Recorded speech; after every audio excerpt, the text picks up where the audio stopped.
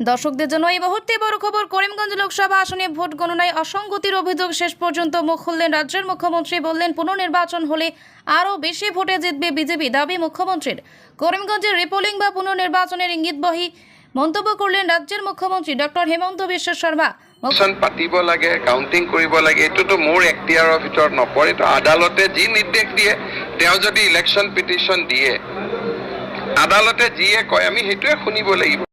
মুখ্যমন্ত্রী বললেন, কংগ্রেসীরা চাইলে করিমগঞ্জে পুনর্নির্বাচনে আপত্তি নেই আমার বা বিজেপির, তবে করিমগঞ্জে পুনর্নির্বাচন হলে বিজেপির ভোট বৃদ্ধি হবে। করিমগঞ্জে কাস্টিং থেকে গণনায় কিভাবে ভোট বেড়ে গেলে তা নিয়ে তোলপাড় হচ্ছে বরাক উপত্যকা সহ পুরো রাজ্যে। কংগ্রেসের অভিযোগ অনুযায়ী এখনও নাকি চাপা ভোট হয়েছে, বিশেষ করে পাথারকান্দি ও রামকৃষ্ণনগরে। করিমগঞ্জের আসন থেকে বিজয়ী হয়েছিলেন বিজেপির মনোনীত প্রার্থী কৃপানাথ মালা। করিমগঞ্জের ভোট গণনার অসঙ্গতি নিয়ে আদালতের দ্বারস্থ হচ্ছেন করিমগঞ্জের কংগ্রেসের মনোনীত প্রার্থী হাফিজ রশিদ আহমেদ চৌধুরী। বললেন, ভারতের আইনের প্রতি আমার আস্থা বিশ্বাস রয়েছে। বিস্তারিত আমাদের বিশেষ প্রতিবেদনে।